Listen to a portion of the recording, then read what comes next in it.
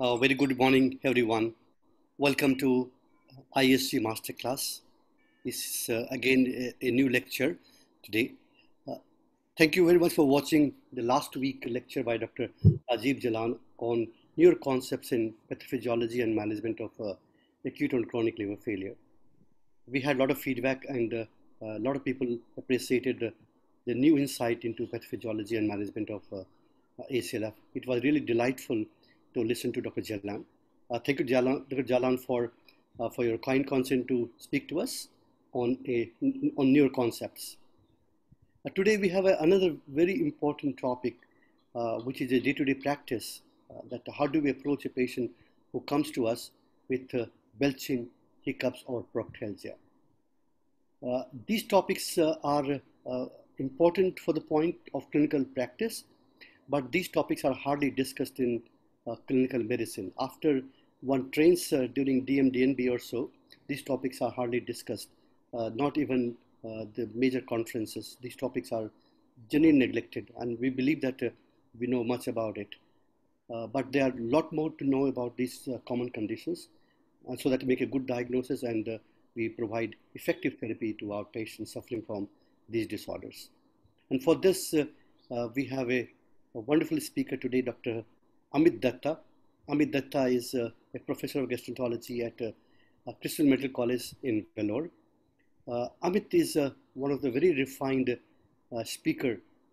Whatever topic you give him, he prepares so well, and then the way he speaks and highlights the important point is worth worth our praise.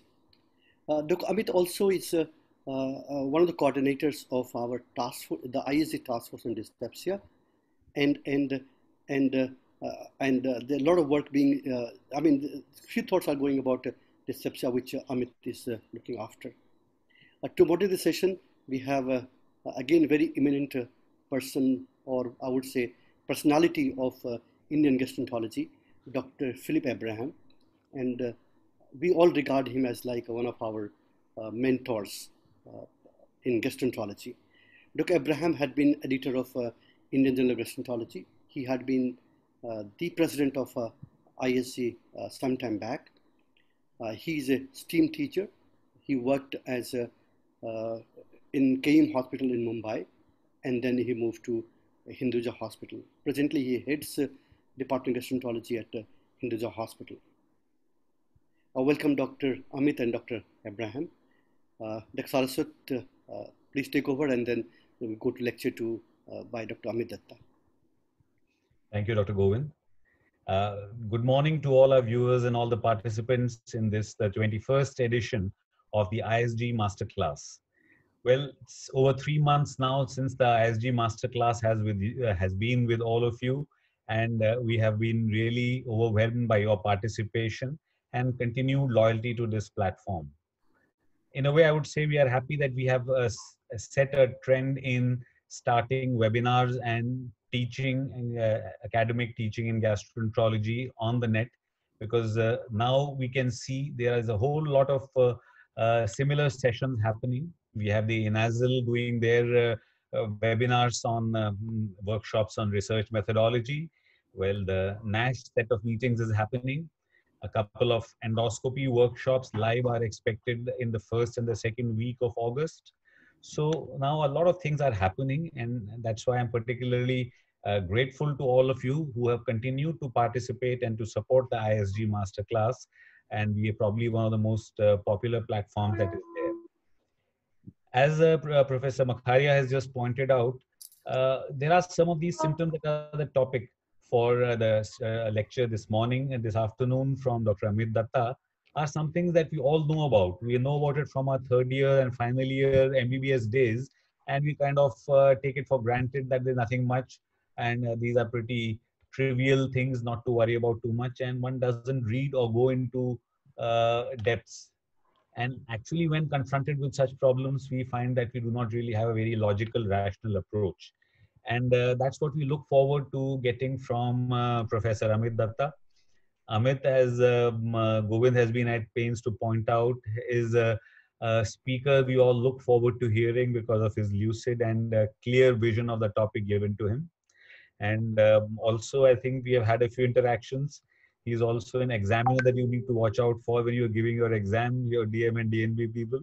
And I guess whenever probably he's going to update us about the status of the West Indies and England match that's going on, because he's a regular cricket fan. So with those few words, I welcome you, Amit, and please deliver your talk to the audience this afternoon.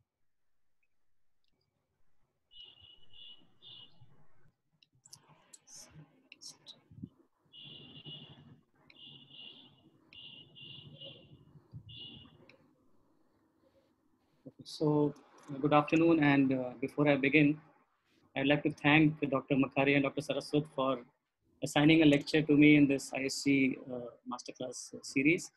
And I also thank Dr. Philip Abraham for being the moderator for this session.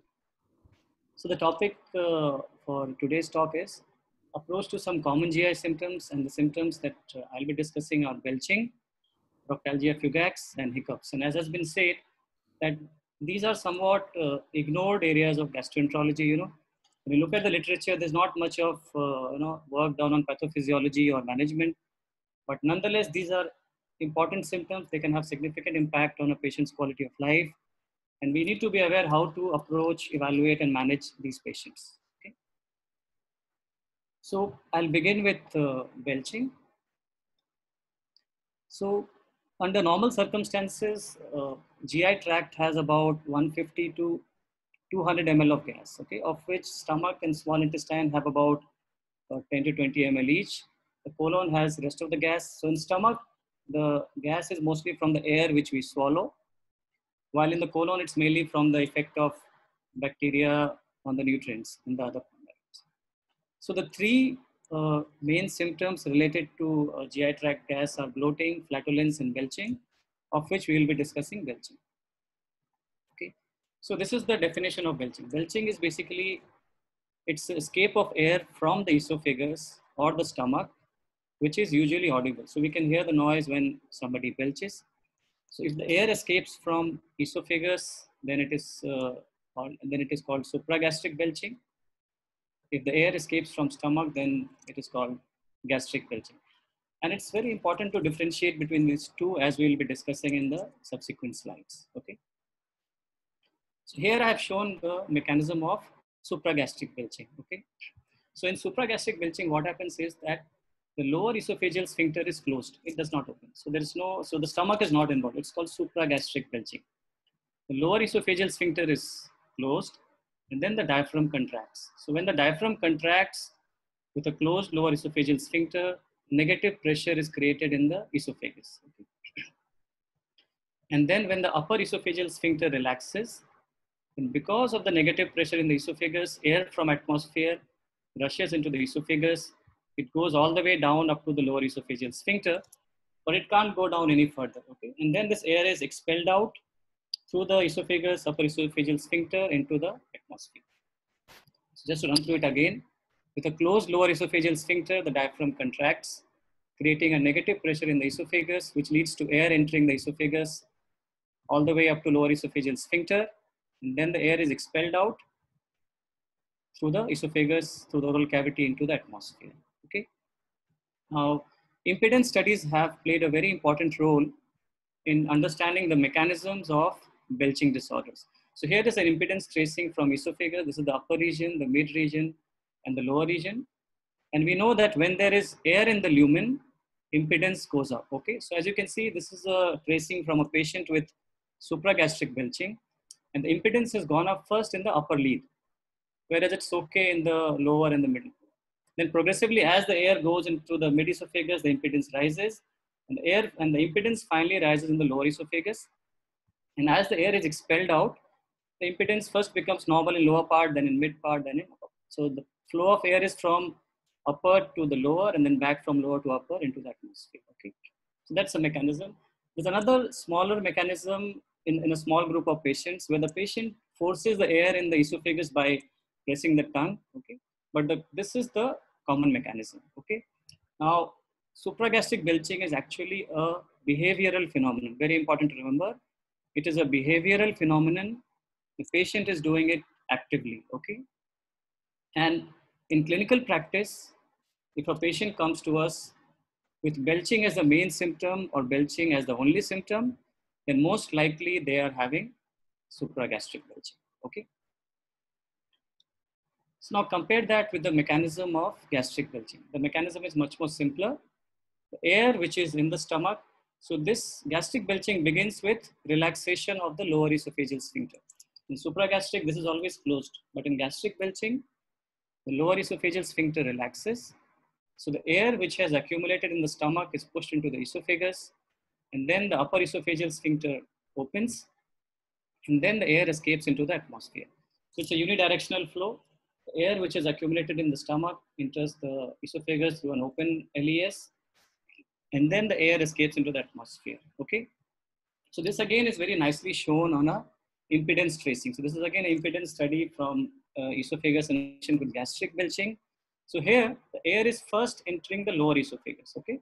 And that's why the impedance, if you see the tracing, the impedance rises first in the lower esophagus while it is okay in the upper esophagus. And as the air flows out, impedance progressively rises in the mid esophagus and finally upper esophagus. Now, unlike supragastric belching, gastric belching is actually a reflex phenomenon. That is, it needs this sphincter to open, which happens as a part of reflex. It's not a behavioral problem, it's a reflex phenomenon. And gastric belching is mostly a physiological phenomenon. That is, it helps to get rid the stomach of excess air and prevents the air from entering the small intestine. So up to 20 to 30 times of gastric belching a day is considered normal. So supragastric belching is mostly pathological. Patient is having symptoms. Gastric belching is mostly physiological. So in this slide, I have just shown the key differences between supragastric belching and gastric belching. Okay? So as I said, supragastric belching is a behavioral phenomenon. It's voluntary. Patient is doing it actively. And sometimes the frequency can be as high as 20 to 30 times per minute. So these patients, the symptoms have a significant impact on the quality of life, and they often require medical attention. In a small group of patients, supragastric belching may be associated with GERD, and this is again important to remember because in these patients, treating GERD may lead to a relief of symptom. Okay. For gastric belching, as I said, it's a reflex phenomenon. It's often physiological. It's basically meant to get rid of excess air in the stomach and prevent it from entering the intestine. And frequent and distressing symptoms are less common. So in clinical practice, when somebody comes to us with gastric belching, most often they are also having some other GI condition like a dyspepsia, GERD or IBS, and belching is one of the symptoms. Whereas if somebody comes to us with belching as the main symptom, somebody is belching very frequently, then they are most likely having supragastric belching. Okay. So with this, I move on to the clinical evaluation. So whenever we see a patient in a clinic with belching as the main symptom, we need to explore the symptoms further.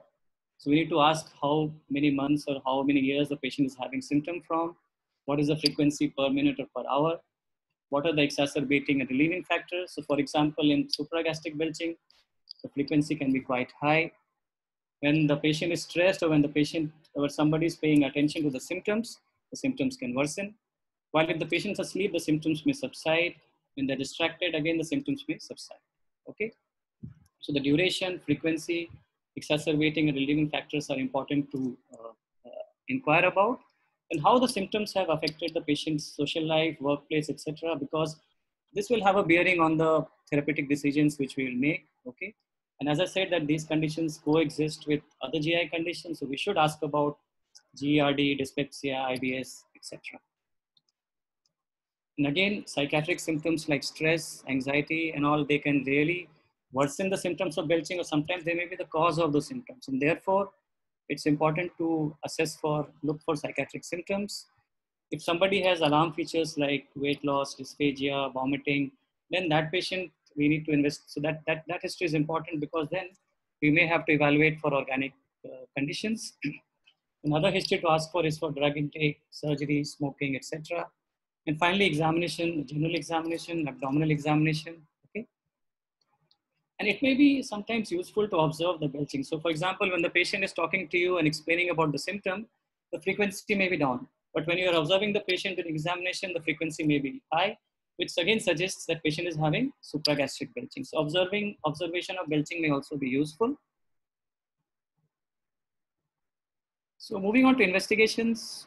So now for belching disorders, in most instances, diagnosis can be made based on a good clinical evaluation. So that is, you do not require investigations in most patients with belching disorders. And although impedance study, as I showed, is very good, it is considered as the gold standard for diagnosis. It is not required in routine clinical practice. Maybe sometimes when there is a difficulty to distinguish between the supragastric or gastric belching, or if there is a diagnostic dilemma, there we can use. Otherwise, it's mainly for maybe research purpose. And also if somebody is doing a therapy trial for therapy, then you can assess the response objectively using impedance study. Okay. Investigations are required if the patient has alarm symptoms, as I say, like dysphagia, weight loss, etc. Then you may need to do endoscopy or imaging. Otherwise, in most cases, clinical evaluation is sufficient to reach a diagnosis. So this is the Rome criteria for belching disorder. So it says very clearly that the symptom has to be bothersome, severe enough to impact on the usual activities, and the belching can be from esophagus, which is supragastric belching. It can be from stomach, which is gastric belching. It should be more than 3 days a week. Criteria fulfilled for 3 months, and onset at least 6 months before diagnosis. But for clinical purpose, we go more by symptom than by this criteria. Okay, if somebody has symptoms affecting somebody's quality of life, we have to manage the patient. So before I discuss about management, just want to summarize what I have said. So belching is basically an audible escape of air from the stomach or esophagus. In supragastric belching, air escapes from esophagus. In gastric belching, air escapes from stomach. Supragastric belching is a behavioral problem. Patient is actively doing it. Belching is quite frequent. When you pay attention, the symptoms worsen. When the patient is distracted or patient is sleeping, the symptoms will resolve. Okay. Whereas in gastric belching, it's mostly a physiological phenomenon to get rid of the air which is accumulated in the stomach. Okay.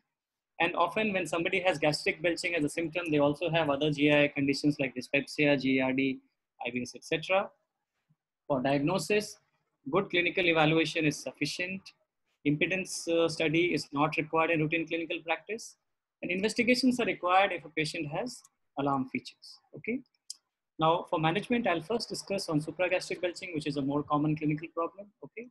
Now, obviously, as I said, it's a behavioral problem, but we can't tell the patient that you are actively doing it, you should try to stop doing it, because that may be counterproductive. Okay, so we should empathize with the patient, the symptom that patient is experiencing, acknowledge the impact of symptoms on patient's quality of life. Okay, and we should explain to the patient as to what is going on. Maybe you can use a paper and pen and draw it out and show what's going on, and reassure the patient about the benign nature of this condition. Okay, and as supragastric belching is a behavioral phenomenon, okay, so the therapies are mainly aimed at correcting this altered behavior. Okay, so the behavior therapies are the main.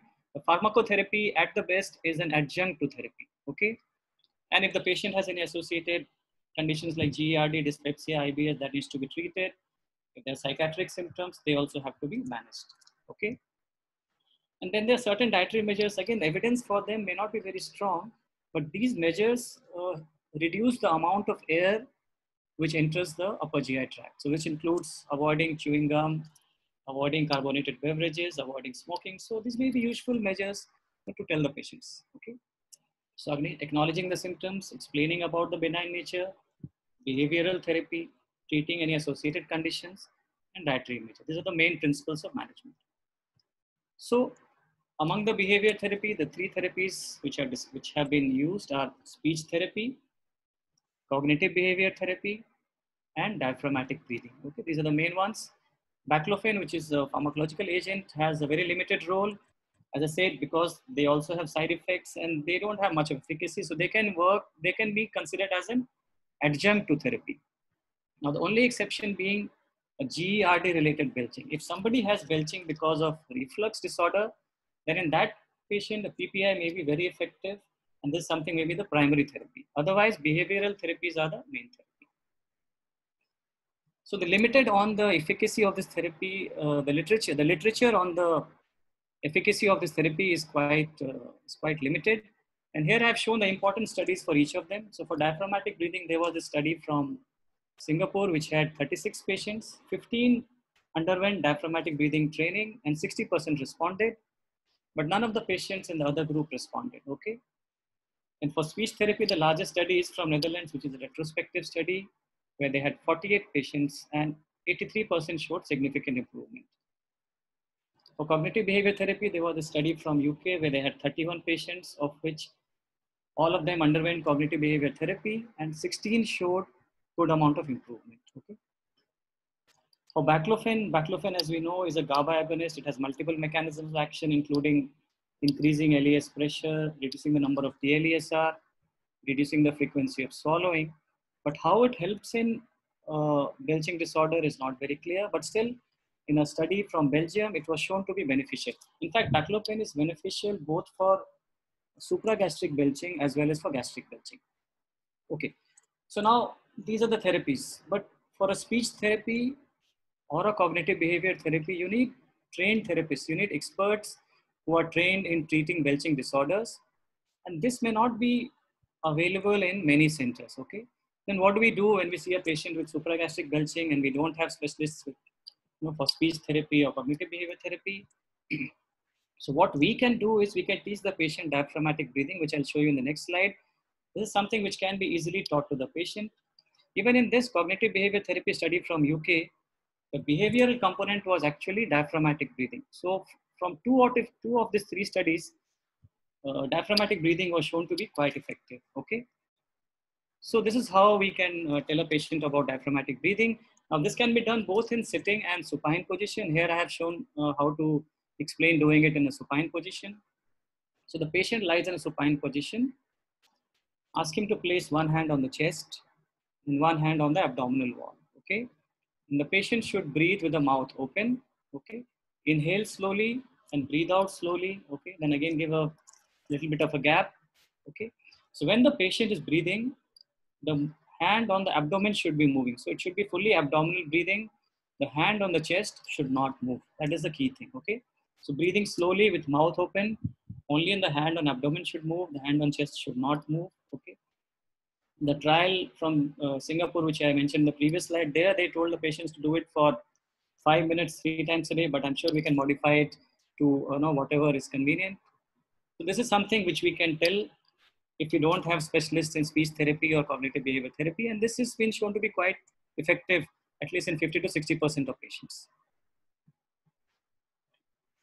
Now moving on to gastric belching, as I said, for gastric belching, isolated gastric belching is seldom a clinical problem, okay? And therefore, the data on pharmacotherapy is very limited, and the treatment strategies are somewhat similar to supragastric belching. So you treat the associated conditions like GERD, dyspepsia, psychiatric symptoms, etc. Ask the patient to avoid, ask for some dietary measures like avoiding chewing gum, carbonated beverages, eating slowly and small swallows. Baclofen can be used for a short duration if required. Diaphragmatic breathing has also shown to be useful in small series in gastric belching as well. And there are some small reports of benefit from dimethicone and simethicone, okay? So far we are discussing about excessive belching, bothersome belching. I just want to mention about a couple of conditions where the patient may actually have difficulty in belching. And this includes patients who had a fundoplication surgery. So if the wrap is tight, they may have difficulty in belching. And another condition where the patient sometimes may have difficulty in belching is echinacea cardia. So when somebody tells you about this symptom, please think of these two conditions, okay? So I want to conclude the session on belching by running through this case description to highlight the key aspects of evaluation and management. So a 28-year-old lady who presented a history of frequent belching for 2 years. Symptoms worsened when she was at workplace and when she had visitors at home. Sometimes the frequency was up to 10 times per minute, and the noise actually which she was making was disturbing other family members. But what the relatives say that when she was asleep, the belching stopped. There was no history of dysphagia, vomiting, abdominal pain, or weight loss. There was no other GI symptoms or other disorders like GERD, dyspepsia, or IBS. She had features of anxiety, but this started after she developed the symptoms of belching. There was no other concomitant medical problem and physical examination was okay. Somebody's already prescribed her PPI before she came to us, and PPI did not help with the symptoms. So essentially, based on the initial part, what we know that she has bothersome belching, and it's very frequent, and there are exacerbating and relieving factors. So we are dealing with probably a supragastric belching. She has no alarm symptoms, so she doesn't require any investigation. We look for any associated GI conditions. The feature of anxiety has appeared after she got belching, so maybe we should first treat belching and that may resolve. If it persists, we may have to treat it. And it is unlikely to be a GERD related belching because PPI has not really given her much relief. So our diagnosis is supragastric belching. Do we require any investigations? The answer is no. Treatment is reassure the patient, explain about what's going on, diet and lifestyle measures, diaphragmatic breathing. So again, for behavior therapy, if you have facilities for cognitive behavior therapy or speech therapy, you can refer the patient for them. Otherwise, diaphragmatic breathing may be something which you can teach the patient. And again, this patient is having bothersome symptoms, significant impact on quality of life. So while these therapies are taking effect, we can give her baclofen for a short course, okay? And another very important thing to remember is that we should have a follow-up plan for these patients, okay? Because we need to know how effective our therapy has been. Does the patient need further therapy? Is there a need of psychiatric consultation, okay? So with that, I'll move on to the next symptom, which is Proctalgia fugax. Now, the spectrum of conditions which cause chronic anorectal pain are divided into two groups, organic and functional. The list of conditions causing organic disorder is big. It includes anal fissure, hemorrhoids, IBD, malignancy, SRUS, abscess, urogynecological disorders, etc. Okay. Then among the functional disorders, we have these three main types: Levator-Ani syndrome, Proctalgia fugax, unspecified functional anorectal pain. So when we see a patient in our clinic who has chronic anorectal pain, first we need to make sure that there is no organic condition. We should investigate for an organic condition. If you don't find an organic condition, then you have to decide what type of functional disorder the patient is having. And here we'll be discussing about Proctalgia fugax. Okay. So Proctalgia fugax is basically patient experiences chronic intermittent pain in the anorectal region, and the patient is pain-free in between episodes. So each of this word is important. So pain is intermittent, but the symptom is chronic, lasting for many months to years. Okay, but the pain is intermittent. Pain is felt in the anorectal region, and in between the patient is fine. There's no pain in between episodes. Okay, no other symptoms. It was described more than 100 years ago. The data on epidemiology is quite limited, but available data suggests that it affects 6 to 18% of population. However, less than 20% of the patients seek medical advice.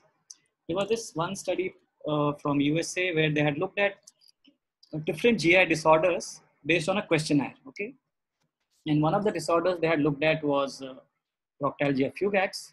And in this study, they found that 6.6% patients had Proctalgia fugax, a bit more common in females than in males. But among these patients, only about 8.4% said that they were unwell enough not to go to school or to work. Okay, so it appears that it is a common symptom, but a lot of patients are not seeking medical advice. Okay, and the usual age of presentation is 30 to 60 years. And as I told you, Proctalgia fugax is one of the types of functional anorectal pain, other conditions being Levator-Ani syndrome and unspecified functional anorectal pain. Pathophysiology of Proctalgia fugax is poorly understood. The main reason being that the episodes are so brief, they just last for a few minutes in most patients. So it's really difficult to study the pathophysiology. What is most likely is that the pain is because of the spasm of internal anal sphincter, okay? But what causes the spasm is not very clear. There have been suggestions about pudendal nerve dysfunction. Then there's this one interesting study on hereditary Proctalgia fugax. There are 2 to 3 families in England where this hereditary Proctalgia fugax was found. And in them, when they did the endoscopic ultrasound, they found that the internal anal sphincter muscle actually was hypertrophic. Okay. Now this hypertrophy of internal anal sphincter has not been found in the sporadic cases of Proctalgia fugax. Okay. And like in any functional GI disorders, this may be associated with stress and anxiety. Okay. So the studies on pathophysiology are very limited, and this is perhaps the most important study. This is a study from Germany which had looked at manometry, the anorectal manometry and endoscopic ultrasound finding in patients with Proctalgia fugax. So this study had 18 cases and 18 controls. The resting pressure was slightly higher in the cases, but it was still in the normal range. Then readings like squeeze pressure, sphincter relaxation during rectal distension, and rectal compliance, they were all similar. There was no difference. So when these patients had endoscopic ultrasound, there was no difference in the thickness of external or internal sphincter. So essentially, manometry and EUS did not really pick up anything abnormal when the patients did not have any symptoms. Interestingly, 2 patients had acute attack while they were taking part in the study. And in those patients, they found that the anal sphincter pressure went up. So obviously, it looks like the pain is because of the spasm of sphincter, but what is causing it is not clear. Okay, so moving on to the clinical features and evaluation. So again, we need to get into the details of symptoms as to how long, how many months or years the patient has had symptoms, what is the nature of pain, where is the pain felt exactly in the rectal region, is the patient pain-free in between episodes, how severe is the pain, is it uncomfortable or not disturbing too much, or is it unbearable, how long does the pain last, is it few seconds, few minutes. By cutoff, by definition, the pain in Proctalgia fugax cannot exceed 30 minutes, okay? In some patients, they even identify a trigger factor like menstruation, stress, etc. But often no trigger factor is found. So again, we need to know the nature of pain, the severity of pain, how long the patient has had symptoms. When the patient gets pain, how long does the pain last? Are there any trigger factors? Because these are all going to have a bearing on management, okay? And as I said, when you have chronic anorectal pain, then you need to also exclude organic conditions. So history like constipation, diarrhea, pain during defecation, bleeding PR, blood mixed stool, fever are all going to be helpful. So if somebody has pain during defecation, think about fissure. If there is blood mixed stool, you think about IBD or SRUS. Fever may point towards an abscess. So it's important to ask this history, okay? And history for any coexisting illness, analgesic use.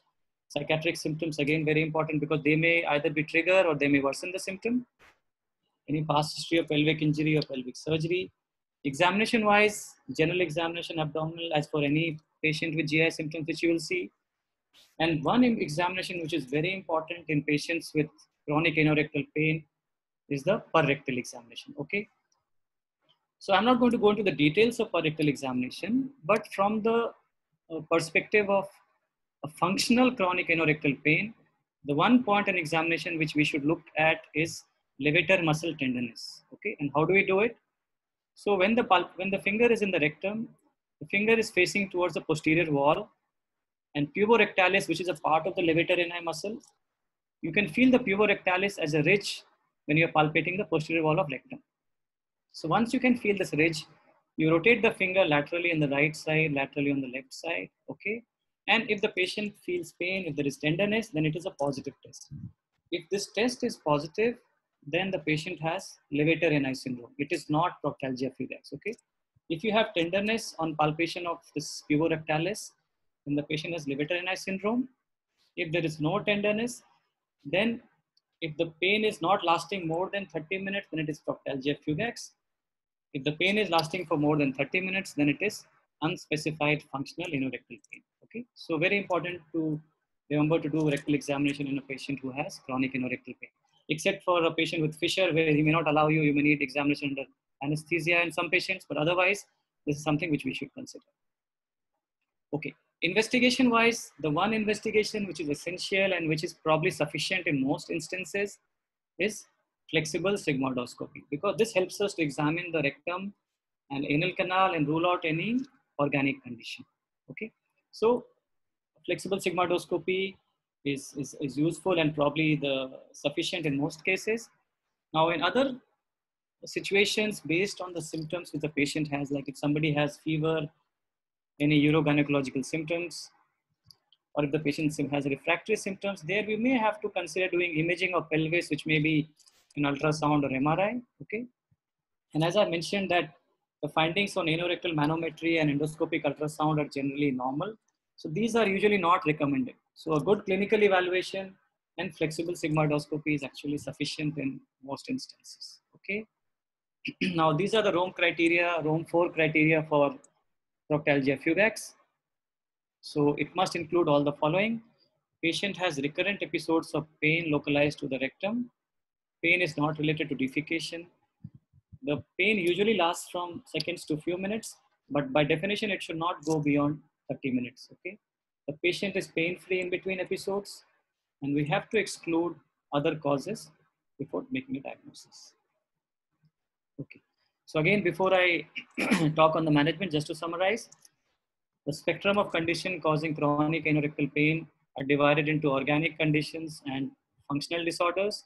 So when we see a patient, we need to exclude an organic cause. Among the functional disorders, we have levator-Raynaud syndrome, Proctalgia fugax, and unspecified anorectal pain. Okay. Now, Proctalgia fugax, the patient experiences intermittent pain in the anorectal region. Okay. And the pain usually lasts for few minutes. Maximum duration is 30 minutes. Okay. The patient is pain-free in between. The symptom may be mild to severe. Some patients may have trigger feature, but most patients do not have a trigger factor. Okay. Now, when we do a good clinical evaluation and a rectal examination, along with flexible sigmoidoscopy, is sufficient to reach a diagnosis in most cases, but sometimes, depending on symptoms, you may have to do imaging of the pelvis. Now, in terms of management, the frequency and severity of symptom, the duration of pain, okay? Like when the patient gets pain, how long is it lasting? Is it few seconds, few minutes, 10 minutes, 15 minutes is important. And does the patient have any associated psychiatric symptom? Because each of these factors are going to have an effect on our management decision, okay? So we begin the patient by explaining and reassuring about the benign nature of the condition, okay? Now these are the therapies which have been tried, and as you can see, that for most of them, the evidence is basically from case series and case reports. The only randomized control trial is for salbutamol. Now salbutamol was found in a small trial of 16 patients to reduce the duration of pain. I found this on the web for case reports, only randomized control trial. So basically what they found in this particular trial is that in this one, only patients who had pain which was lasting for more than 15 to 20 minutes did this have a benefit. Otherwise, it was not beneficial in patients with smaller duration, shorter duration of pain. As I said, in clinical practice, most patients, the pain is actually of brief duration. So the therapy which is most commonly used are these vasodilators. Okay, now these vasodilators can be used topically, like topical nitroglycerin, topical nifedipine, or tablet form of nifedipine or diltiazem. And I would say maybe topical form may be preferable as they may have lesser systemic side effects. Okay. Now things like hot water bath can be quite effective, but again, if somebody, the symptom is of a short duration, we may not have enough time to arrange for a hot water bath. Okay. So most cases, these are the vasodilators are the treatment of choice because they are, they can be used for shorter duration symptoms. And the mechanism in almost all of them is by reducing the spasm of the sphincter. Okay. In patients where the symptoms are not responding, we can consider things like botulinum toxin injection or a pudendal nerve block. Okay, so this is a suggested approach. If you see a patient who is having infrequent symptoms, like once in 3 months, once in 4 months, and the episode is lasting say for 2 minutes or 3 minutes, okay, if the pain is very mild, then all the patient requires is reassurance and explanation, no therapy is required. However, even in this situation, if the pain is significant, then the patient can use a topical therapy like nifedipine or nitroglycerin. Okay. However, if the symptoms are frequent and the symptoms are prolonged, then we'll have to think of therapy like salbutamol, which can be used PRN. And if the symptom is happening very frequently, let's say twice a week or thrice a week, then you can use it regularly. Here again, vasodilators can be used topically or in the tablet form. Hot water bath is another option. And if there are any associated psychiatric symptoms, antidepressants may be helpful. So with these, most patients can be managed. Sometimes if symptoms are not responding, then we have to consider options like botulinum toxin injection or a pudendal nerve block. So the final slide for proctalgia. So if this is an approach to a patient. So if you see a patient who's got chronic anorectal pain, okay, you need to take a good history examination, including a rectal examination, and flexible sigmoidoscopy is important. And sometimes based on the symptoms, you may require imaging of the pelvis, okay? If we find an organic cause, then we manage that accordingly. If organic cause is not found, then we have to consider one of these 3 disorders, okay? So here again, the duration of pain and the levator muscle tenderness on rectal examination is going to be helpful. So if somebody has levator muscle tenderness on examination, then it is levator ani syndrome. If there is no tenderness and the symptom is lasting for less than 30 minutes, then it's likely to be Proctalgia fugax. If there is no tenderness and symptom is more than 30 minutes, then it is unspecified functional anorectal. So I think I'll pause here and we can take some questions.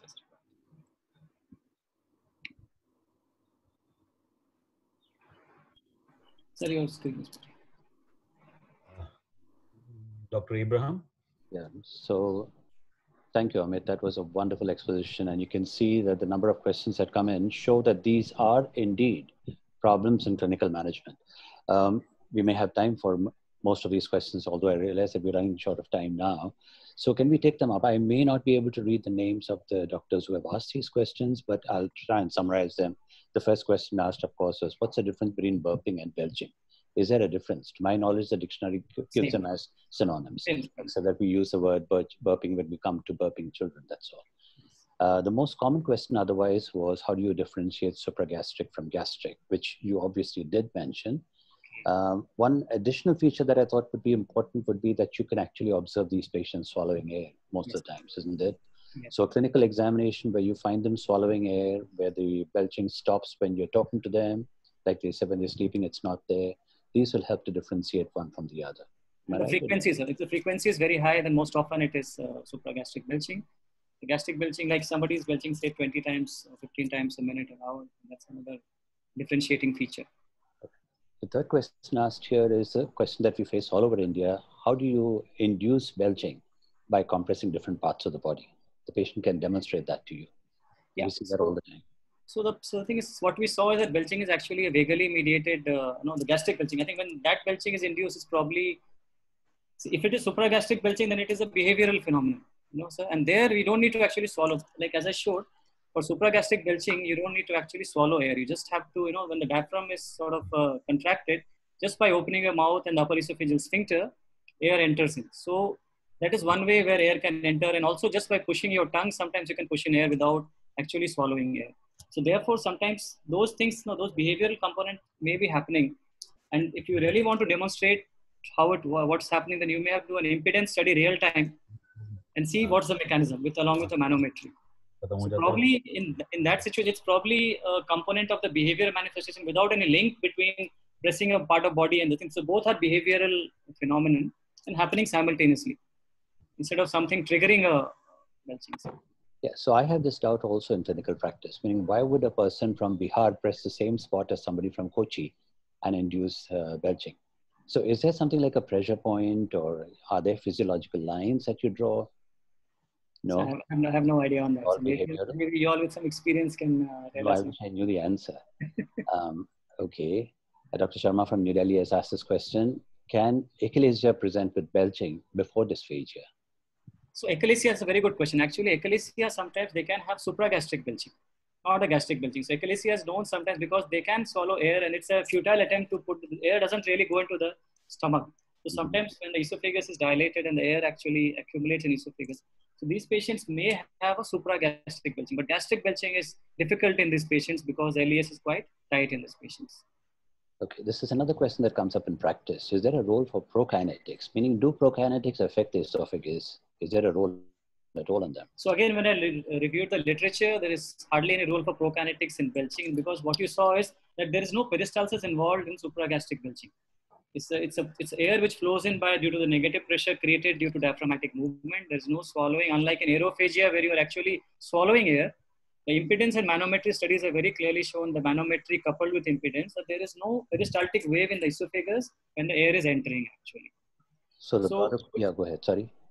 No, so basically what I'm trying to say is that therefore, I think so this is more of it's like a non-peristaltic phenomenon.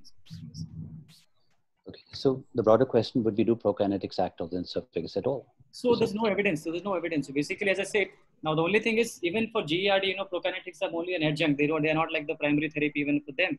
So sometimes hiccups, sometimes belching, supragastric belching have been shown to be due to GERD. So there the therapy will be mainly a PPI. There also prokinetic may have a supportive role. But primary belching disorder, there is hardly any evidence to support a prokinetics. So Dr. Saradava from Rajkot has asked a lot of questions, and I think many of these questions are repeated by the others also. In a rare situation, you can have gas coming up from the small intestine. So how do you differentiate that? And is there a role for drugs like rifaximin or a probiotic in gastric belching?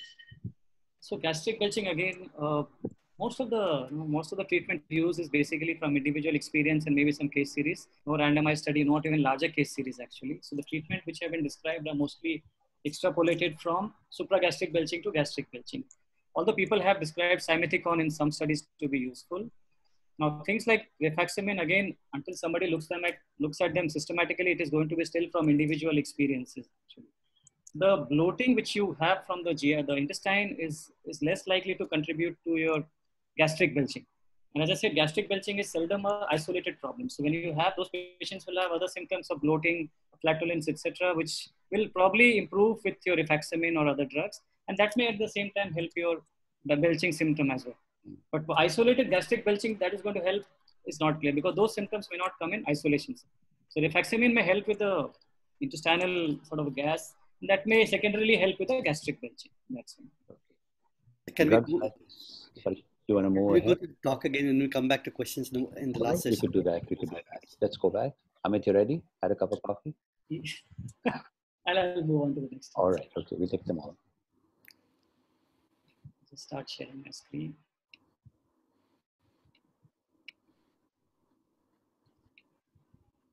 Okay, so moving on to the last topic of my presentation, which is hiccups. Okay. So basically, hiccups is there is involuntary contraction of diaphragm. Okay, and due to the involuntary contraction of diaphragm, the air enters the respiratory tract, and this inflow of air is suddenly interrupted by closure of the epiglottis. So this closure of epiglottis is what makes a hic sound. Okay. So again, it's an involuntary spasmodic contraction of diaphragm leading to sudden inspiration followed by abrupt closure of epiglottis glottis, which leads to this sound of hiccup. Now, all of us experience hiccups once in a while. So these transient self-limiting hiccups are very common and they don't require evaluation or any medical therapy. But if somebody is having symptoms for more than 48 hours, then it is considered to be, it's called as persistent hiccups. Now these patients, they need evaluation for underlying cause and they may need a pharmacotherapy, okay? Not much is known about epidemiology of persistent hiccups. It's supposed to be a bit more commoner in men, okay? So hiccups is a reflex phenomenon, and here I have shown the reflex pathway, which includes the afferent pathway, the central processing region, and the efferent pathway. The afferent pathway includes the phrenic nerve, vagus nerve, and sympathetic nerve. Central pathway has both brain and brainstem. The exact location is not clear, but some region in medulla is supposed to be important. Okay, and the efferent pathway is the motor nerve fiber to diaphragm and intercostal muscle. So since the pathway involves a lot of structures, like for example, if you see the vagus and sympathetic, now they supply a lot of structures in the thoracic cavity, in the abdominal cavity, which includes cardiovascular, respiratory, GI, kidney, liver, etc. And then there is a central processing region. So abnormality or abnormal stimulus arising from any of these structures can lead to hiccup. And therefore, it's not surprising that the number of conditions which can cause hiccups is actually very big. So again, I've shown a lot of causes in the slides, but this list is not exhaustive, okay? So a lot of GI causes like GERD, hiatus hernia, malignancy, peptic ulcer disease, pancreatitis, diaphragmatic lesions, etc. can all cause hiccups. Even when we are doing endoscopy, when we inflate the lumen of esophagus or stomach, that can lead to hiccup. So a lot of GI conditions can cause hiccups. Then you have CNS conditions like vascular infection, etc. A lot of cardiac and pulmonary conditions can cause hiccups. Toxic metabolic, another important cause, very important to remember. In patients who are hospitalized and then they develop hiccups after hospitalization, these may be important factors to consider like hyponatremia, hypokalemia, renal failure, etc. Okay, ENT causes. Drugs are another important cause, especially in elderly and patients who are on chemotherapeutic drugs like carboplatin. Steroids like dexamethasone again have been shown to be cause of hiccups. And there are other conditions like psychogenic, postoperative, etc. In a small group of patients, we cannot find a cause and they are considered as having idiopathic hiccup. Okay. So again, the list of causes is big, but it's important to be aware of them. And as gastroenterologists, we may be called in to look for GI causes of hiccups, and GI causes are also important. This was a study from France where they had 184 patients with persistent hiccups. And in about 26% of them, they found a lesion in GI tract, which when treated, led to resolution of symptoms. So again, GI tract is not, there are many others. In fact, GI may not be the only condition causing hiccup, but they are an important cause. And it's important to remember the conditions causing hiccups. Okay. So in terms of evaluation, again, we need to ask the patient about how long the patient, so if it is more than 48 hours, which is persistent hiccups, then it needs evaluation, how the symptom is impacting the patient in terms of eating, speech, sleep disturbance, exhaustion, etc. Then as a disorder in different organ systems can cause hiccups, we need to ask history for different organ systems like CNS, pulmonary, GI, cardio, etc. Okay, asking for history of coexisting malignancy, drug intake, psychiatric symptoms. Again, a thorough examination is required, which is both general and systemic, to see if there are any localized findings in any of the organ systems. Okay, so clinical evaluation again is very, very important. And in terms of investigations, now investigations are required in patients who are having persistent symptoms. That is, the hiccups are lasting for more than 48 hours. Okay.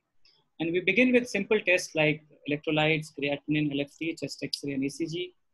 And we manage them accordingly, whatever we find. And then based on our clinical evaluation, if the patient has any localizing symptom, like if the patient has some neurological symptom, we should evaluate the CNS. If the patient has any GI symptom, then we should evaluate the GI tract. So if there are GI symptoms, we need to do upper GI endoscopy and maybe abdominal imaging and further test as required. Okay.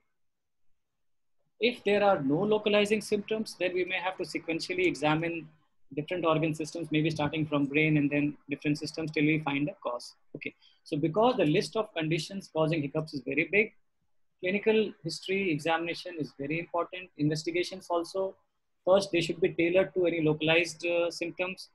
If there are no localizing symptom, we need to really evaluate systems systematically. Okay. So in terms of management, these are the main principles of management. Most important is you treat the underlying cause. Now, while you are treating the underlying cause, because the patient is having symptoms, he may need some symptom relief, and this can be done by non-pharmacological or pharmacological measures. For transient hiccup, which we all experience once in a while, this is sufficient. But for persistent hiccups, pharmacological therapies are often required.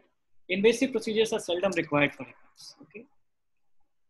So the non-pharmacological therapy, basically, these are aimed at breaking the reflex pathway, which can be by stimulating the nasopharynx or esophagus, stimulating the vagus, interrupting the respiratory cycles. And I'm sure most of us would have tried one of these maneuvers, and there are many more maneuvers which I have not put in the slide.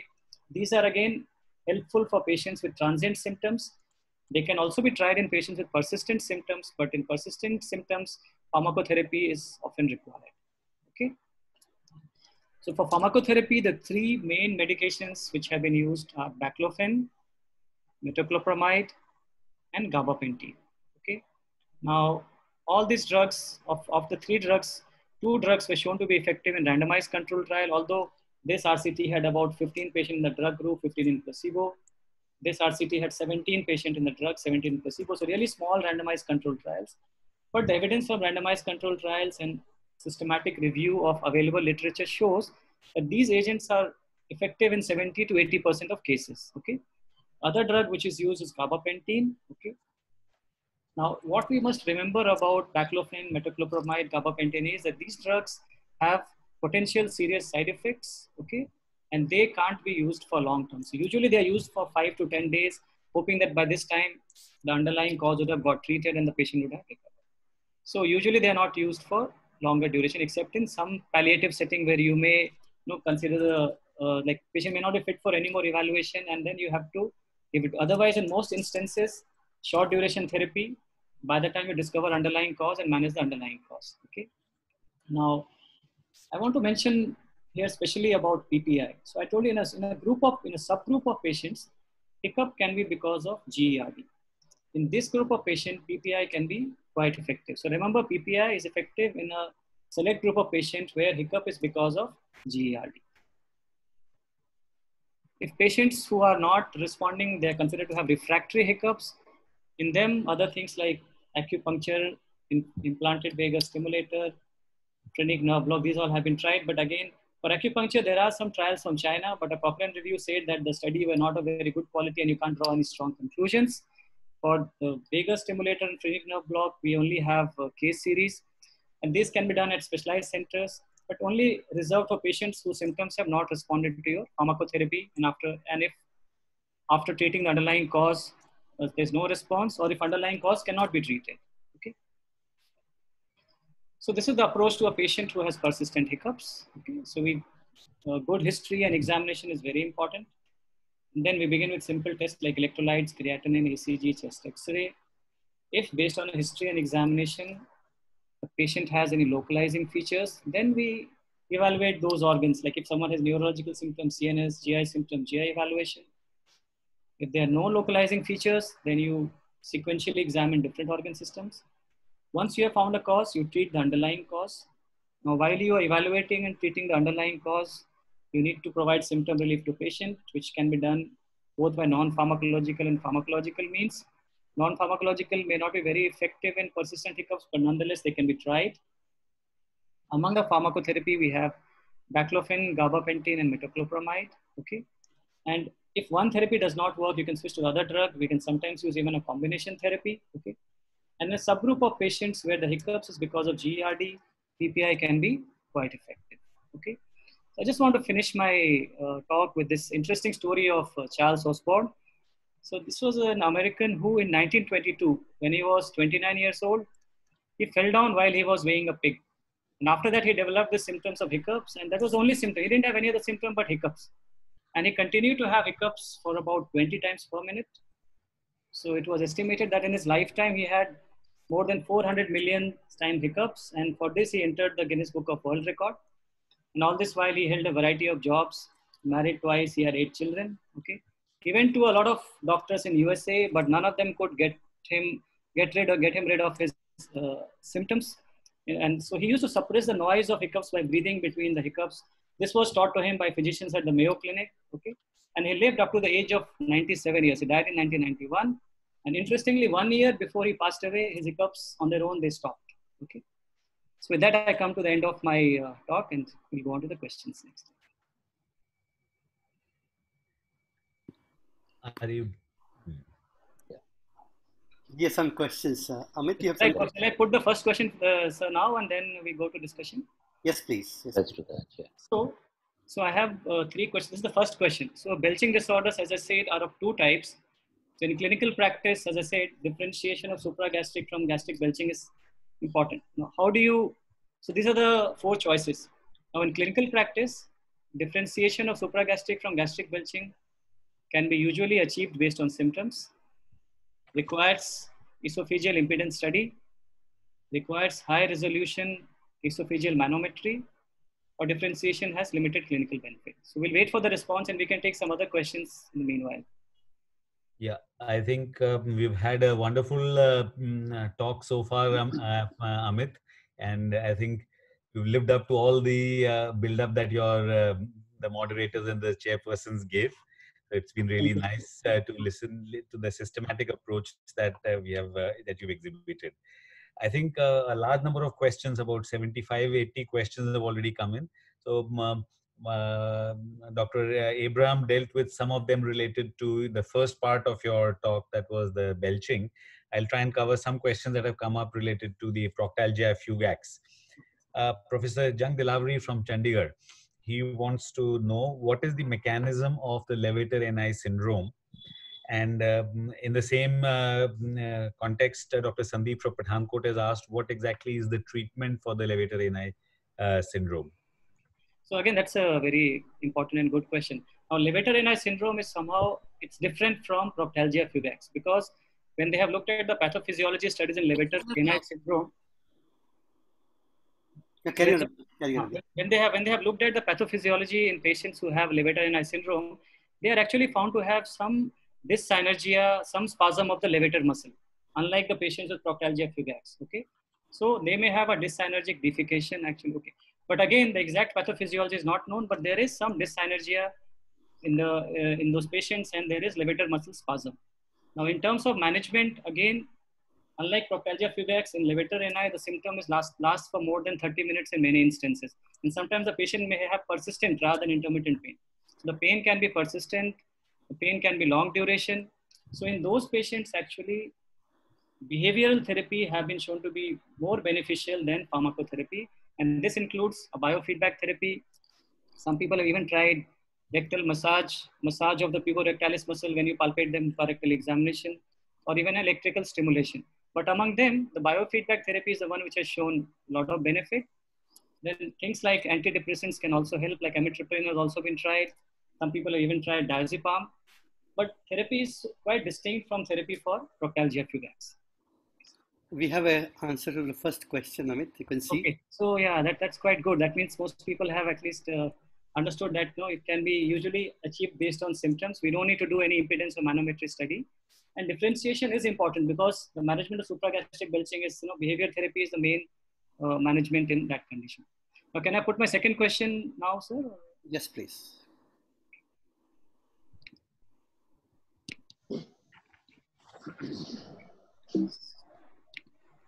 So this is the second question. A 45-year-old male patient presents with intermittent pain in the anorectal region for 3 years. Okay. The pain lasts for 3 to 5 minutes.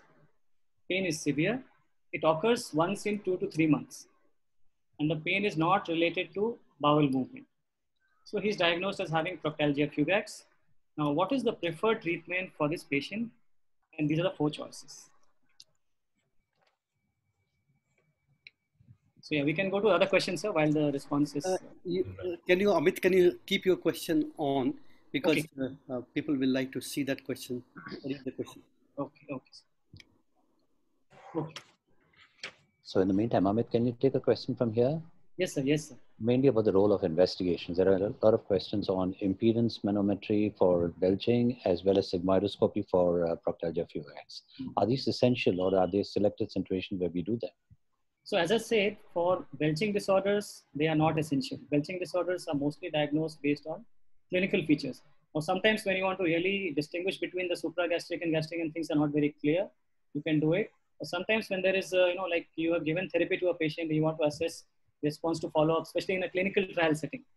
But in clinical setting, otherwise for belching disorders, impedance and manometry studies are not required. So diagnostic dilemma, differentiating between the two, if clinically it's not possible, or in a clinical trial setting. These are the few places where you'll need. For anorectal pain, because these organic conditions have to be excluded, and they may not be all done just by clinical features. So therefore, at least a flexible sigmoidoscopy is important. But a manometry and endoscopic ultrasound, as I said, is not important. Some people recommend doing pelvic imaging routinely, but I feel that may also not be required, sir, because until you have some symptoms of a urogynecological condition or a fever or abscess, something, you don't need to do imaging of the pelvis. I think a flexible scopy will be sufficient. There's a lot of questions also about baclofen, the safety of baclofen. What is the limit to the dosing that you can use? How long can you use it, and can you withdraw it suddenly, especially in the elderly? So people have used usually from 5 to 15 milligram, even up to 20, sometimes 3 times a day. And what they say, they don't use it for more than 3 weeks because it has the symptoms of drowsiness, sedation, and it can cause dizziness. So therefore, for belching, as I said, it is actually an adjunct. It's not a main therapy. It's an adjunct to therapy. You're hoping that by the time your behavior therapy sets in, the patient is reassured, the psychiatric symptoms are taken care of, the requirement of drug will not be there. For hiccups, again, as I told you, you find the underlying cause and it's used as a stopgap thing. While you're finding the cause of hiccup, this one helps. If it's a reversible cause, by the time you treat the cause, symptoms would have responded. But if patients where the symptoms are refractory and persisting, then you have to think of those other invasive things which I described about. But drug therapy for longer than 3 to 4 weeks is generally not recommended because of side effect profile. So if you look at all the cases with hiccups, how many of them are idiopathic in your experience or literature? So hiccups as the symptoms, we don't see them very often in gastroenterology. Most of them are actually inpatient setting. In outpatients, you don't see much of them actually. And Yes, sir. And we do find GI causes sometimes, especially reflux is something which we find. Okay, but offhand, I can't give the figure of what proportion idiopathic, but maybe, sir, you can share your experience, or Dr. Govind. Or Dr. I think we have the answer showing now. Maybe Govind, you want to go over that? Amit, can you stop sharing your screen, and then we can have answer to this. Uh, the question you posed in a patient Proctalgia. Can you see the answer, Amit? Yeah. Yeah. So basically now the maximum, I think the voting has come for topical nifedipine. So this is again, I think this is quite okay. So obviously, as I said, this patient, if you look at it, his pain is infrequent, but when he's getting the pain is significant. Okay. So therefore, because the pain is infrequent, but the pain is significant, and the duration is about 3 to 5 minutes. So when the duration is short, salbutamol is not very beneficial. So therefore, it's not very helpful. Hot water bath, again, by the time you arrange for it, the patient's symptoms may resolve, so not a very practical therapy. Reassurance may be considered, but because the pain is significant in this person, I would personally go for a topical nifedipine so that it gives him symptom relief and he can use it whenever he gets the pain. So with this, I'll move on to the last question. Okay, Yogita, stop sharing your screen. Just share my screen again.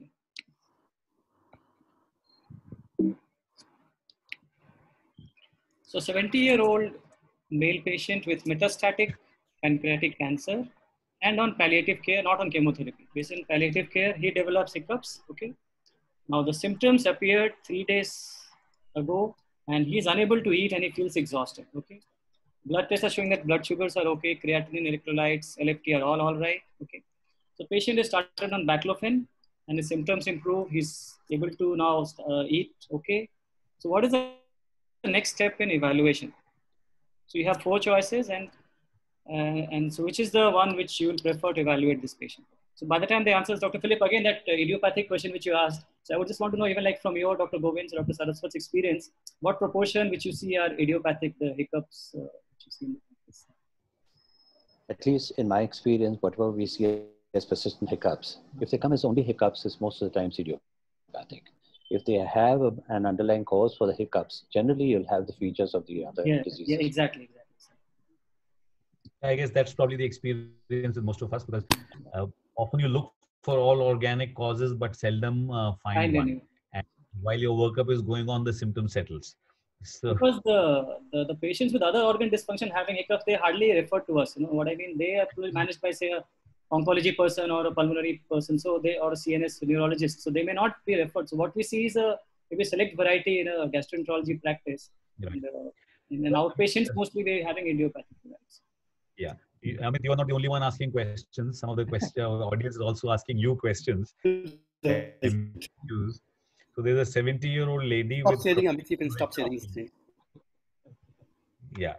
So a 70-year-old lady with chronic anorectal pain but no fissure and has urinary incontinence and with pain during defecation, although otherwise the bowel habits are normal. So what would you suggest? How would we manage this patient? So again, because of the lack of time, I didn't discuss a lot of there are so many other pelvic conditions which can cause pain. Today we discussed the anorectal ones, but there are these prostatic conditions in men, and you have this interstitial cystitis. You know, the cystitis symptoms are another group of causes which can cause pain mainly in women, prostatitis mainly in men, and then you have this anorectal actually. So if somebody has symptoms beyond the anorectal canal, like somebody has urinary frequency, pain is felt in other areas, then you have to evaluate for those conditions in those patients and manage them accordingly. So they may not be typically anorectal pain in that scenario. So you have to look for other conditions and manage accordingly, is what I would say.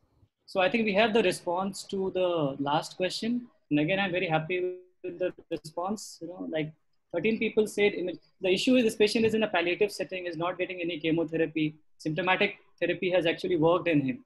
So even when you do this investigations, we are not going to really change much of the therapy in this particular situation. So personally, I would also go for no further investigation required. I don't know what the other chairpersons and moderators feel about this. So will you consider any investigation in this? I would no investigation. Probably not. Yeah. So again, what I try to highlight is that you don't just go by a flow diagram or approach. Basically, you look at the patient individually and you see that it is what investigation you're doing is going to have an impact on your management for the patient, and then proceed. Otherwise, we have to really sort of be judicious in our investigation. So I think I'll cover a few questions that have come up with this, the proctalgia and the rectal symptoms. Well, then, Philip, maybe you can take over some of the hiccups questions. Many of those have come in thereafter.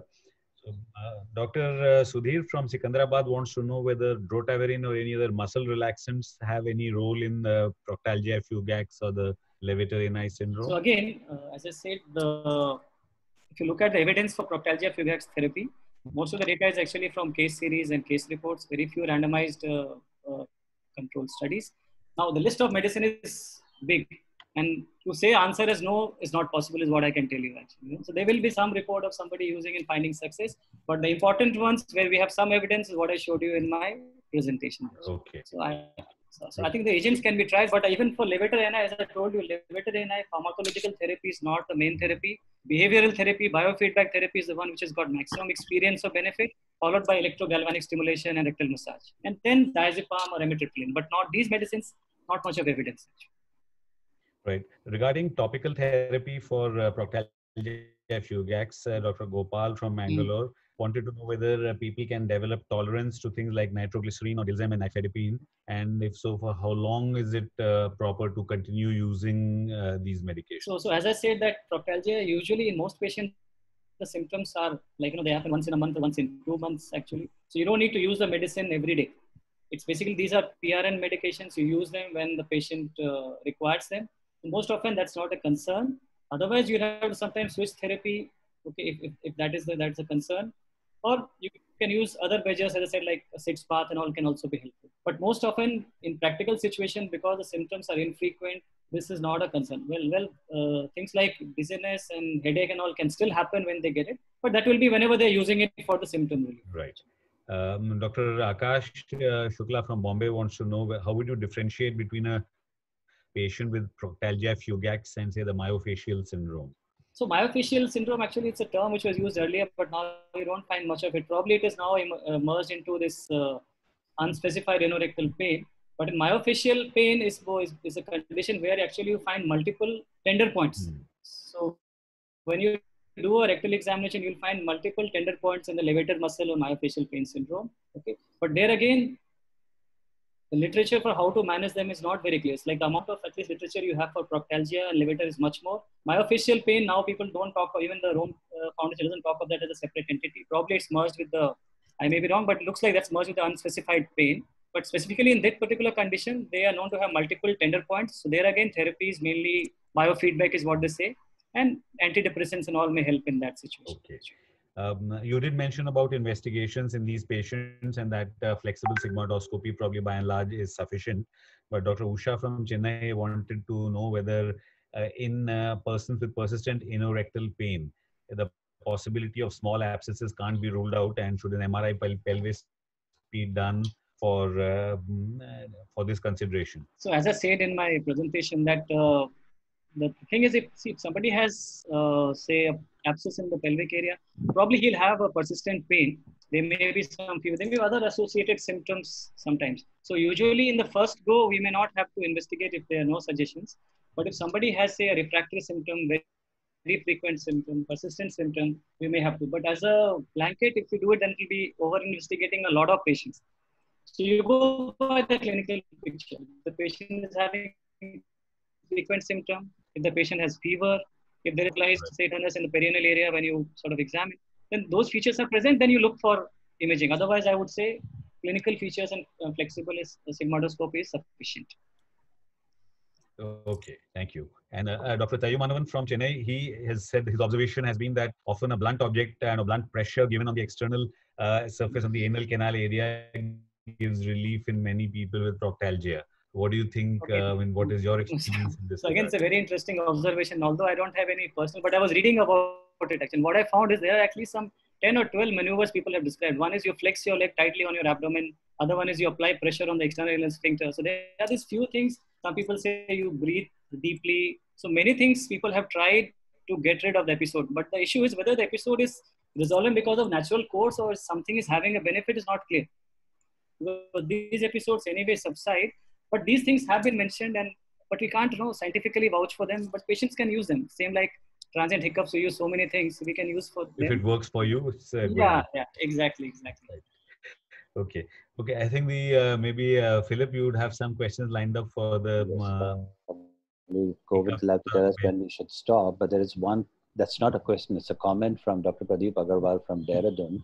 He says, and you must hear this, Amit, super exposition of a most neglected topic. Thank you. We all agree with Pradeep. All right. So, Dr. Agarwal, just one clarification. Does it apply only to the speaker or the moderators as well? Okay. Okay. So I have a question, Amit, which is about the unfortunate Mr. Charles Osborne. You said he was 29 when he developed these persistent hiccups, and you also said he was married twice. So did this happen after the first marriage, before the first marriage, after the second marriage? What was it in relation to time? I'm looking for calls. So I didn't get the details about his first marriage, but definitely I think the second marriage, and some of the kids were definitely born after. Right now, I was looking for a cause and effect, or if there's any such therapy available. Anyway, getting back to the questions here, one question that features in everybody's mind is long before these drugs became available, we used to do a nasogastric decompression, and we used to give a stomach wash. Because those times, of course, we would infuse some liquid antacids as well. So is there a role for gastric decompression in persistent hiccups? Is there a role for sucralfate or antacids or local anesthetics? That's again a very, very important point. So basically, when we look at the mechanism of, if you look at the reflex pathway of the hiccups, I think the GI things which are supposed to cause hiccups, actually, they are mostly causing some sort of a distension in the esophagus or in the stomach. Like I said, when you do an endoscopy, air you distend in the stomach can lead to hiccups. So definitely distension of stomach or distension of esophagus has been proposed to be one of the activators of the hiccup reflex pathway. And therefore, if somebody has a condition where there is a abnormal distension of stomach and esophagus, there's no harm in trying a decompression because that may reduce the stimulus part. And definitely, I think that it's worth trying. So these situations, does dimethicone or simethicone have any role? So again, I just mentioned them, and these for hiccups per se, again, no proper study, but as I said, it can be tried because they are supposed to be absorbent. They can absorb some of the gases in the lumen. So it may be tried, sir, but evidence-wise, again, not Dr. Ajit Kumar from Hyderabad is obviously keeping up with times. He's asking whether there's a role for yoga or Kapalbharati in this situation. In Belching is where he asked for.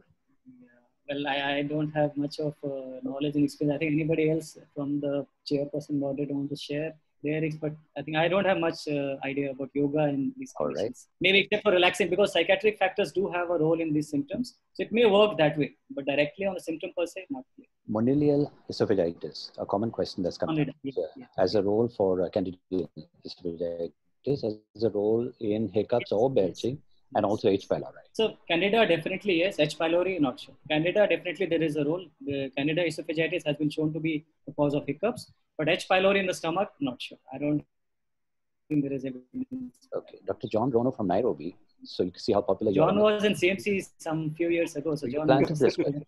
All right. What's the role of phenothiazines in hiccups? And a related question, chlorpromazine. Okay. So that's again a well approved earliest for treatment of hiccup actually was chlorpromazine. Because they have so much of side effects, and subsequently gabapentin, baclofen and all had good therapeutic efficacy. It's almost gone out of favor, but it was the one of the earlier drugs which was approved by FDA and USA for therapy of hiccups actually. So it can be definitely tried, but now you have better options with better side effect profile. Better to try something like a baclofen or a gabapentin or rather than going for a. The drug is not easily available either. Yeah, exactly. So it's gone out of, it's really gone out of, but it was one of the earliest drugs. So if you look at textbooks, they will say drug of choice earlier was chlorpromazine because FDA had approved it. But it's obviously not practical, these days to use. And when we have metoclopramide and domperidone and baclofen, is there safety in combining these drugs? So again, in patients where they have not responded, there is a role of combination therapy in those patients who don't respond to single therapy. People say that you can combine actually a PPI with these drugs. Combining two of those drugs of same class, again, the experience is not much actually. But that is something which is suggested as a backup if people not responding. Before you go on to invasive things like a vagal stimulator or phrenic nerve block, you can try. There's no safety issue in them, combining them? Definitely. So that's what. So because of safety concerns, they are not recommended. And they should be only tried as a desperate measure when things are not working. Patient is not able to eat, they're getting exhausted, there's difficulty in activities. And the underlying cause which you can't treat or it's not helping treating the underlying cause. It's really a last sort of step before maybe you go on to an invasive procedure like a phrenic nerve block or a vagal stimulator. What about acrylamide? Any role? Icosiamide, again, offhand, I'm not sure, but I couldn't come across any study looking at role of icosiamide, no proper study. But again, by looking at the mechanism, I think it should reduce the distension. So it may be having a role, but offhand, from literature point, I really can't comment. Okay. Dr. Abhishek Mufkalwar from Hyderabad has asked a question. Any role of rectal massage in intractable hiccups? As I told you, there are multiple maneuvers, and I have again no idea about this part. There are multiple maneuvers for hiccups, but those maneuver which I told you, they are just trying to break the reflex pathway. Okay, and there are so many maneuvers basically aiming at breaking the stimulus from vagus or sympathetic system. Okay, but they work mainly for transient hiccups. Persistent hiccups, they may not be very effective. So the list of things which the common man remedy for hiccups, the list is very big. And I have mentioned some in my slides actually. So it may be effective because all of them try to break the reflex pathway. So it may be helpful, but again, those are more of individual reports actually. Okay, there's an interesting situation here from Dr. Sharma in Jaipur, a case of alleged suicidal hanging presented with persistent hiccups. What could be the cause and treatment? Meaning, are we talking about local traumatic situation? So this is more likely to be a brain, I guess. The most likely the situation is going to be a brain hypoxia related issue in the brain, because CNS causes are actually very important causes of hiccups. The GI tract, again, if something in the upper airway or in the thoracic is stimulating the vagus, that's a different question. But more likely in this scenario will be a neurological cause than a local cause. Okay, Dr. Makari, we have over 125 questions. We obviously won't be able to finish all of them. And my apologies to all those who asked questions in that we couldn't mention the names because the same question has been asked by 4 or 5 people. But we respect all the questions that you have set. And it's really good to know that people have so much interest in a topic which doesn't find coverage in conferences generally. Amit, you've done a good job. There's one more question about breath test. Dr. Avinash from Bangalore has asked, breath test, anything positive in gastric belching? So breath test again is more for, as I said, the intestinal gas. You have a lot of gas, so you have belching, bloating, and you have flatulence actually. When somebody has a lot of gas, then they may have associated symptoms of gastric belching. Okay. But directly doing a breath test for gastric belching per se is not really recommended. But if you're suspecting something like a SIBO and you want to really investigate the patient, you can do a breath test. But just for isolated gastric belching may not be required. And do you look for hiatal hernias in those who have belching as a presenting symptom? Gastric belching, obviously. So reflux symptoms, as I said, reflux can be one of the causes of belching. So if you have that, then it gives you one more clue, and then PPI can be a therapy in those patients actually. So sometimes even people have even said that if you are suspecting reflux disease strongly and there's not much response PPI, you can even consider doing a pH study. Although I didn't mention about those things. So you can investigate for reflux or other conditions if the initial things are not settling or not helping the patient. But as we know, most patients, when we give PPI, the symptoms do respond if there's a reflux-related issue. Okay. So but we don't need to do an endoscopy just to look for a hiatus hernia in a patient who just has. Because supragastric belching, as I told you, it's not really relevant. But for gastric belching, they often have other symptoms. They don't come to us mostly with gastric belching as a main symptom. Dr. Delavri from Chandigarh has asked one more question. Can you drive a car after baclofen? Now, don't pass any comments on this, Amit. But as I said, baclofen can cause drowsiness, and I would say we should tell the patient not to drive because it causes drowsiness and dizziness, the main side effects. So we would probably advise the patient not to do it when they've taken the tablet. True. So can we stop here and then, because we are almost 125. So can we thank the speaker, the moderators, of course, and the people who asked questions. I'm so sorry that we couldn't personally take up each of them, but we've tried our best to combine and give a broader perspective to the questions so that Amit could answer them. Govind, now over to you. So your voice is not audible. Sir, your voice is gone. Govind, sir. Is it audible? Faint, very faint. Can you take over? Well, I think we could try. I think there's some audio issue with Dr. Makharia's system. So I think I'll take this opportunity to thank Amit for an outstanding presentation, for dealing with this so thoroughly and with such lucidity that people have understood. And you've got, now I think the score has come up to about 145 questions, 146, Amit. And the ones that we couldn't answer, hopefully by tomorrow you will have them in your inbox. So maybe if you could spare some time and respond to the questionnaire so that all these, your presentation as well as these Q&As will be put up on the ISG website for the members and all the audience to access. I'd also like to thank Professor Philip Abraham for his usual very tongue-in-cheek style. There's so many light comments that we heard, and I think you had to be very attentive to notice when they were made. So, Philip, thank you very much, and the very excellent way that these questions were put and with the audience. Thanking Yogita as well as I'd like to thank Dinesh for his help and the sponsors. Now I think Torrent Pharma. So you found your voice, Govind. Torrent Pharma is supporting. Torrent. So fine. So why don't you carry on and finish with these last few slides regarding the ISG con? Again, thank you everyone for joining to the masterclass. The voice again is down. Waxing, waning phenomenon. So last announcement that we will have our ISG Con 2020 as a virtual meeting on December 19 to 20. We're inviting abstracts now.